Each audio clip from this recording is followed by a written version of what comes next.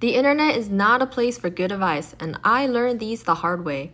At the time, I was about 6 or 7 years old. No, don't laugh. It's not funny! I was a very curious child and maybe a bit too much. I liked catching bugs and carrying them around with me, watching them, have them crawl on my hand. Every spring, the purple flowers in our elementary school would bloom and attract swarms of carpenter bees. The girls were all really scared of that place, but I managed to convince my best and only girlfriend at the time to come and catch some bees with me.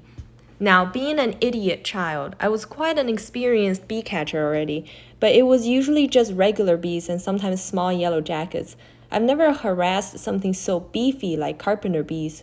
But this year, I knew it was my chance, as I was finally tall enough to reach the purple flowers. Being an idiot, of course, I didn't know this kind of bee could sting and poison continuously, unlike regular bees. I got a small container and hyped up my friend. As soon as the bell rang, we sprinted out of the classroom to the purple flowers. My strategy was to cup the bee in the container so it can't sting me. I climbed up the bench as my good friend was still trying to talk me out of it. But of course, I saw a big juicy bee and I just couldn't resist, okay? He was busy ruffling his tentacles in the flowers, so cool and so awesome as a pet. I held my container firmly and jumped up to the bee. And it was a perfect disaster. My aim was slightly off, so in a panic, I grabbed the giant bee with my fingers. As I tried to put him inside the container, he repeatedly stung me multiple times on multiple fingers. And oh boy, it hurt like hell. My fingers immediately started to swell up. After about 5 minutes, my fingers were actual sausages. I think at this time my emotions weren't fully developed, or maybe due to shock, but I remember not feeling scared at all, but more intrigued of this new puffy and painful pulsating experience in my fingers. My good friend was terrified. She immediately started thinking of solutions, while I was still Honestly, what a great friend to have. If you're watching, thank you so much for putting up with me, and I miss you. We didn't want to get in trouble by telling our teachers, so she said maybe we could ask the grandmas that cook our lunch. Maybe they'll have some medicine. So we went to the kitchen, and the grandmas were like, "Why did you do this?" But they didn't have anything on hand. The bells were about to ring, and my hands were getting bigger and redder without any signs of stopping. My friend and I both thought they were going to explode, and I was going to die.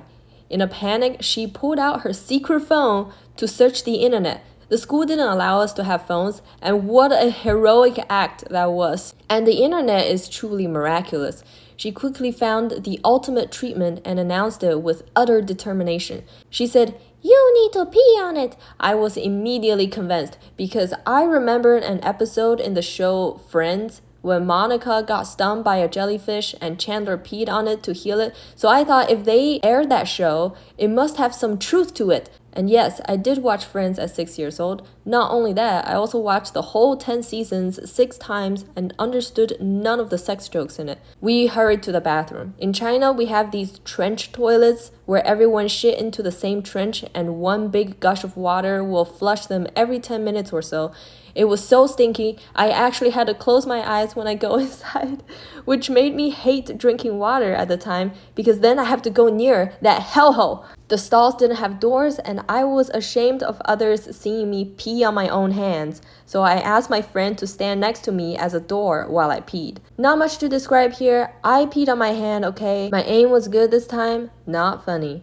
And then the bell rang. We hurried back to the classroom and were slightly late. Upon entering, my teacher immediately noticed my big-ass hands that came with a whiff of something else. My friend was super worried about me already at that time and told our teacher what happened. So our teacher had to pause the class and had a talk with me outside. I confessed everything, and I mean everything. She looked at me the same way the grandmas did, confused and unable to contain her amusement. She later called my parents to pick me up, and after hearing what I did, they really weren't too surprised. They gave me a lecture about empathizing with the bees and that they love freedom too. So we went to the park that afternoon, and I released Mr. Bee back into the wild with my swollen, smelly hands. My hands took about 2 weeks to return to their normal sizes. And to be honest, I don't know if it was a coincidence, my hands did feel less painful and stopped swelling up after the pee. This is not an advice.